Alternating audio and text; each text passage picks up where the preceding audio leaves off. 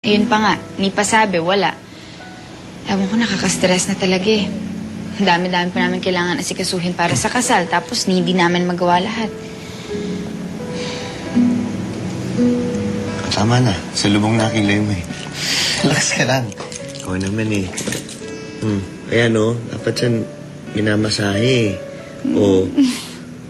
Sige pa, dinan mo pa ng konti. Dinan pa. Yan. Sarap? Saya. Panalo? Gusto ko yan. Okay.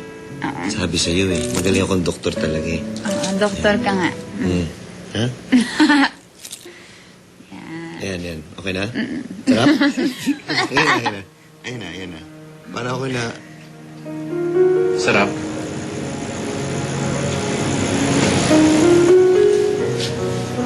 Manuel?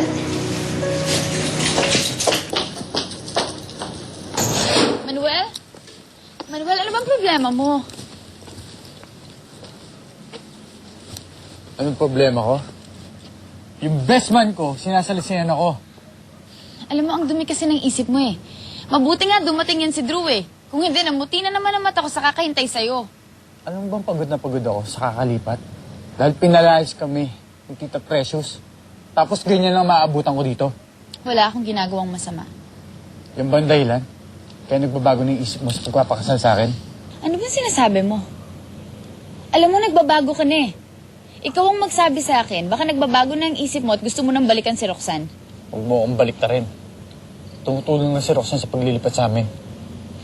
So yun naman pala. Si Roxanne naman pala ang kasama mo, kaya ganun. Alam mo, pag-isipan muna nating dalawa kung talagang gusto pa nating ituloy ang kasal. Bahala ka. Kuya! Kuya, gising! Kuya! May sulat para sa'yo. Ha?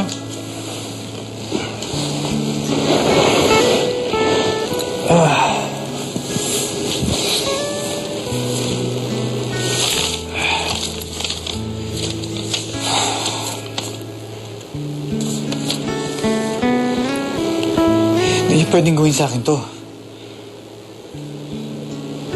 Ano na yan, kuya? Ano nang mangyayari sa atin? Hindi ka ba nahihirapan yung bahay namin? Hindi naman. Actually, malinaw naman yung directions eh. Nandiyan ba siya? Eh kasi medyo may tampuhan kami. Baka hindi niya ako harapin kapag nalaman niya nandito. Ate Isabel naman, pwede ba naman yun? I-love na love ka ng kuya ko eh. Halika, pasok ka. Bakit? Isabel! Ano nga sa'yo? Di ba dapat ako magtanong? Ano nangyayari dito? Yung konting pera yung kasi sa amin, Daddy, tinayo ko na ng sarili kong panunarya. Ito, may checklist na ako. Nakalagay dyan na marami na tayong kailangan bayaran. Nako, Isabel, pasensya na kasi yung pera na gamit ko para sa negosyo. Oo. Ano? Para saan? Kasi kinapos nga kasi yung mga kakailanganin ko para sa pagpapatay ng panunarya Pero huwag ka mag-alala, babayaran ko din kagad yan. Ano? Pero may deadline na tayo, Manuel. Alam ko, pero merong may kuklose na deal. Pag yun nakuha ko, kaya ko nang bayaran yan.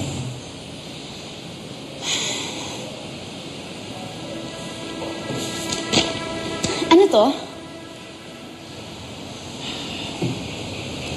Inimbita ko siya. Pero hindi ba dapat may say din ako dito? Kung kinuha mong best man yung ex mo, nasa iba ako? Pero Manuel, malaki ang utang na loob natin kay Drew. Oo nga. Malaking utang na loob ko rin kay Roxanne. Kundi dahil sa kanya, wala kaming matitira ng kapatid ko. Ang sweet naman. Eh bakit kaya hindi mo na lang siya balikan? At kayo na rin magpakasal?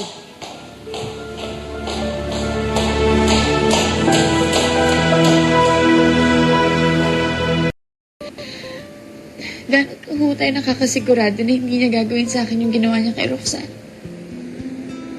Ikaw lang makakasagot dyan sa tanong mo. Sa isang parte, naiisip ko na tanggapin ko na lang lahat-lahat dahil mahal ko siya. Sa kabilang banda, Sa kabilang banda, may nagsasabi sa akin na huwag akong magbulag-bulagan. Hindi ka naman bulag. Lo, dahil sa mga pagkukulang niya. May halimbawa ng Halimbawa nang hindi siya well-mannered, kagaya ni Drew. Kaya nang hindi siya pasensyoso. Tapos yan, yung Rosa na yan na lagi na lang nasa eksena. Lo, ang gulong-gulo eh.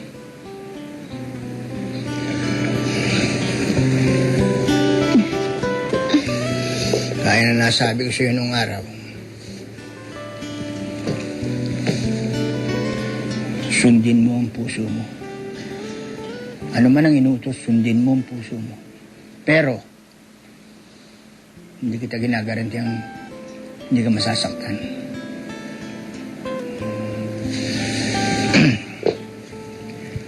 Pero masasabi ko lang sa'yo, anak. Ano ang gusto mo? Yung wala siya sa buhay mo, na tahimik, o yung nariyan siya sa buhay mo, na magulo?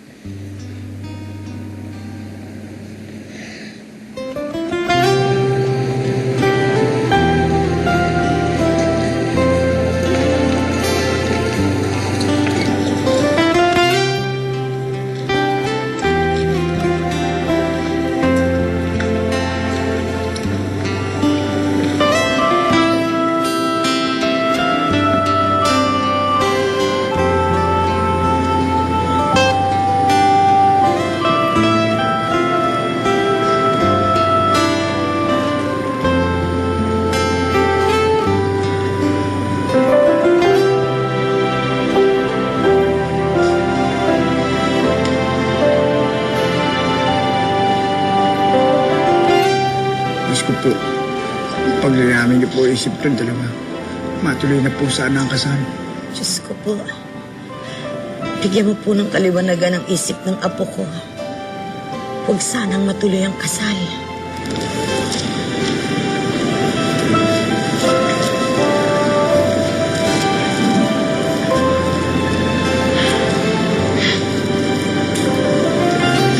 Pasensya na ho, pero hindi ho matutuloy ang kasal.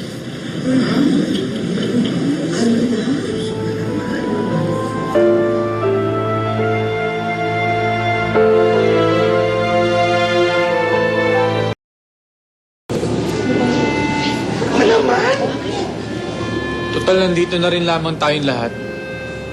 Huwag na muna ho kayong umuwi. Tuloy na lang natin lahat ito sa reception. Magkainan na lang tayo.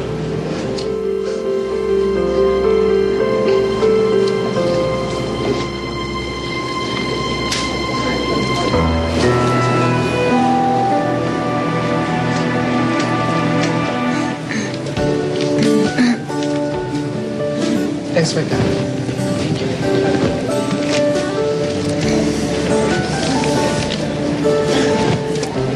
Kumusta ka na? Okay naman, Hulo. Ay, salamat. Gusto mo ipasalvage natin yung lalaki? May kilala ko, 5,000 lang. Dash, desisyon naman namin pareho yun eh. Lo, sige na ho, kumain na kayo. Magre-retouch lang ako. Samahan na kita. Hindi, okay lang. Thank you, Dash. Nako, iho. Mag-celebrate tayo. Nararamdaman ko na may dahilan si Isabel kung bakit siya umatras magpakasal kay Manuel. Dahil ikaw pa rin ang gusto niya. Lola, hindi naman siguro ganun. Alam ko, ikaw pa rin ang mahal niya. Hindi ba, ate?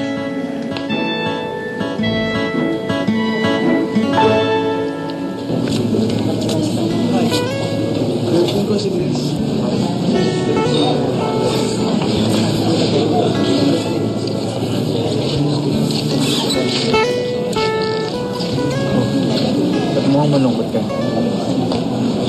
Nasasaktan lang ako para sa inyo. Okay lang ako. Kuya, hindi ka okay. Alam ko nasasaktan ka rin. This is deja vu. Pero buti na lang, hindi na ako yung bride ngayon, di ba? Nice reception, though. Thank you. Excuse me. Okay. That's nice, too.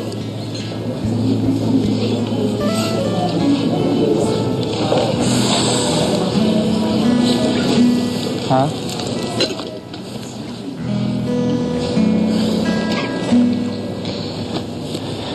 Sigurado ako blender yan.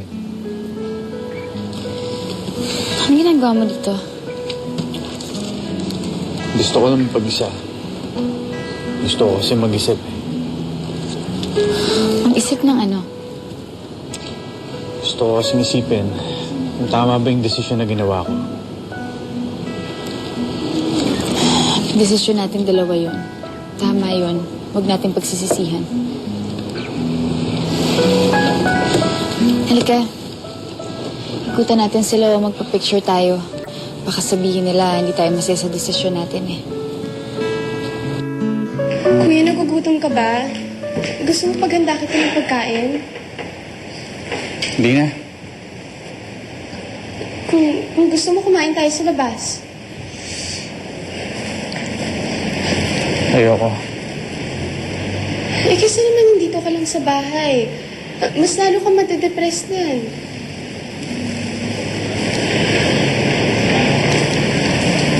Simba tayo? Simba? Eh, hindi ba dapat yan yung huling nating puntahan ngayon? Magulo ang isip ko eh. Siguro kailangan ko magsimba para magdasal. Baka magliwanag ng konti.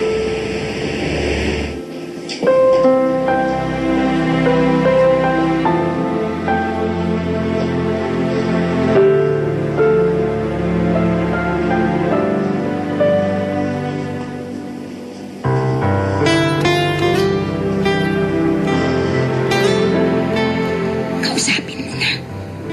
Papaya natin. Pag hindi mo kinausap, ako kakausap dyan. Pabayaan sabi, hamo siya malungkot at umiyak. Aatras siya sa kasal niya, tapos ngayon itiyak-iyak siya. Ano ba yan?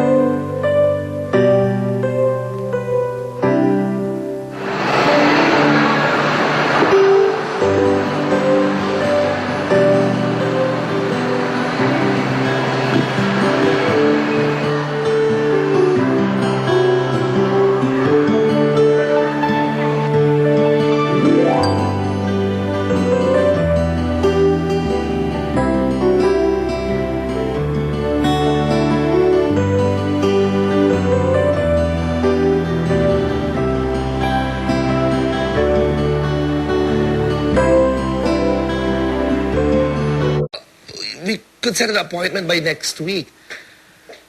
Oh, wait, but you know what? I think I could do something about it. We could set the appointment tomorrow at 2 p.m. Would that be good? All right, we'll see you tomorrow. Bye. Si Mrs. Garuccio yun. Nagpapa-appointment, sabi ko, naka-leave ka. Pero sabi ko, andito ka naman na, kaya okay na. Ay, ang tanong ko ay bakit?